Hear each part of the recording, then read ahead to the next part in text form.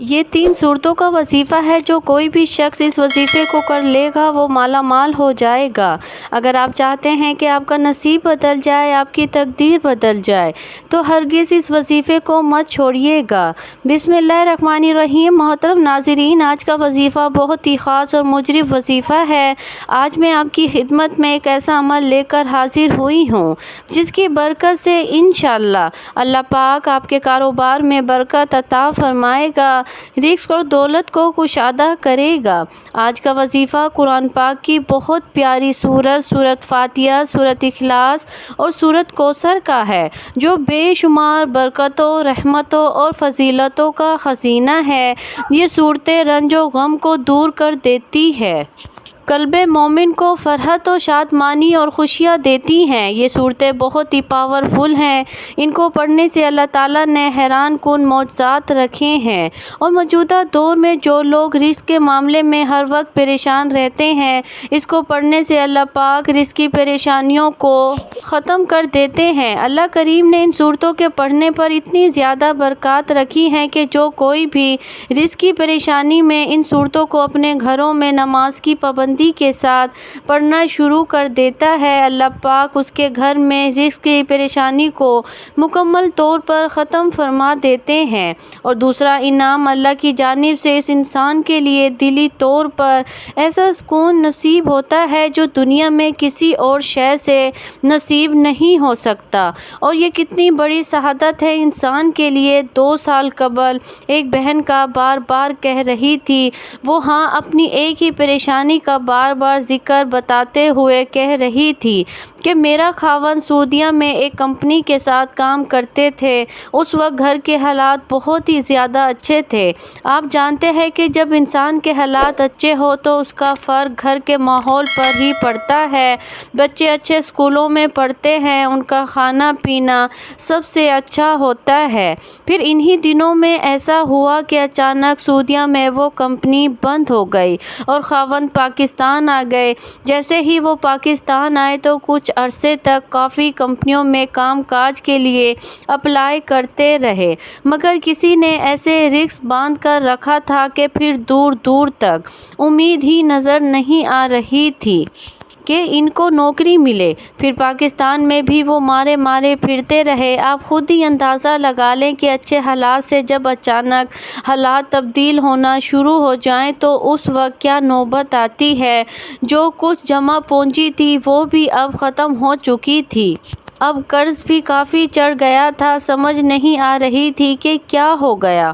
کسی کی ایسی نظر لگی کہ ایک دم سے حالات ہی بدل گئے۔ اپنی گاڑیوں میں جاتے گھومتے اب حالات ایسے تبدیل ہو گئے کہ گاڑیاں بھی فروخت کر ڈالی۔ کسی نے خاوند کو مشورہ دیا کہ ریفریشمنٹ کا بزنس شروع کر لو، کچھ نہ کچھ تو گھر روزانہ کی بنیاد پر آتا ہی رہے گا، جس سے گھر کا خرچہ نکلتا رہے گا، ورنہ جو تمہارے پاس جمع پونجی ہے یہ تو ساری ہی ختم ہو جائے گی۔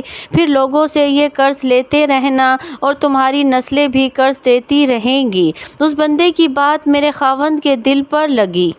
انہوں نے مجھ سے مشورہ کیا تو میں نے بھی انہیں کام کی اجازت دے دی۔ پھر انہوں نے ریفریشمنٹ کا کام شروع کیا تو وہ بھی نہیں چل پایا۔ بڑی مشکل سے اس کا کرایہ پورا ہوتا تھا۔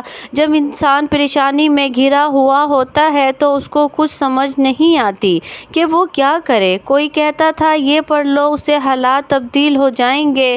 کسی نے بتایا جادو ہے، کسی نے تعویذ کیے ہیں، کافی جگہوں سے علاج بھی کروایا، مگر کوئی فرق نہیں پڑا۔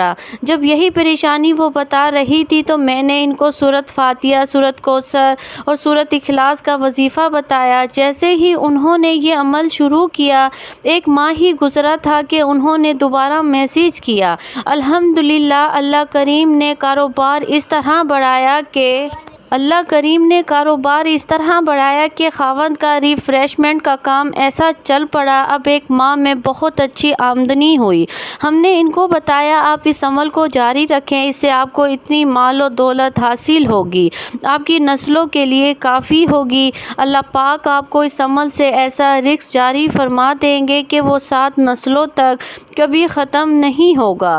وقت کو مد نظر رکھتے ہوئے وظیفے کی جانب چلتے ہیں۔ سب سے پہلے پہلے اپنے گھر میں نماز کو معمول بنانا ہے۔ کوئی فرد ایسا نہ ہو جو نماز نہ پڑھتا ہو، کیونکہ نماز فرض ہے۔ اگر ساری رات آپ تہجد پڑھ لیں تو صبح اگر نماز فجر آپ سے رہ جاتی ہے تو ساری رات آپ کے ذکر میں گزری ہو، اس کا کوئی فائدہ نہیں۔ نماز کی پابندی اپنے اوپر لازم کریں، پھر ہر نماز میں 11 بار سورۃ فاتحہ، پھر 11 بار سورۃ اخلاص اور 11 بار سورۃ کوثر پڑھیں۔ یہ عمل آپ کو 40 دن تک تو بضرور جاری رکھیں۔ عورت ایام خاص میں یہ عمل نہیں کر سکتی، البتہ گھروں میں مرد حضرات یہ عمل جاری رکھ سکتے ہیں۔ انشاءاللہ جس دن آپ یہ عمل شروع کریں گے آپ خود ہی دیکھیں گے کہ آپ کا ہر آنے والا دن گزرے ہوئے دن سے مزید بہتر ہوتا جائے گا۔ بس اللہ کی ذات پر امید رکھیں، رب کریم کبھی آپ کو مایوس نہیں کریں گے۔ اپنے اللہ کریم کی محبت کا یہ واقعہ بھی سن لیں۔ آپ اللہ سے یہ مانگتے وقت اپنے گناہوں کو مت دیکھا کریں کہ میں تو بہت گناہ گار ہوں، مجھ سے بہت گناہ ہوئے ہیں، وہ تو غفور الرحیم ذات ہے۔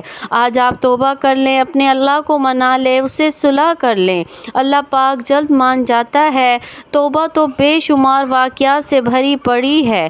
کہیں لوح علیہ السلام جیسے انبیاء کی بیوی جہنم کا ایندھن بن رہی ہے تو کہیں فرعون جیسے دشمن دین کی بیوی آسیہ اسلام قبول کر کے جنت میں خاتم المرسلین صلی اللہ علیہ وآلہ وسلم کی زوجہ کا شرف حاصل کر رہی ہیں، کہیں نبی کریم صلی اللہ علیہ وآلہ وسلم کا سردار چچا ابو لہب جہنم کے پست ترین درجات میں گر رہا ہے تو کہیں بلال رضی اللہ عنہ جیسا غلام حضور صلی اللہ علیہ وآلہ وسلم کی سواری کی لگام پکڑے جنت میں داخل ہو رہا ہے۔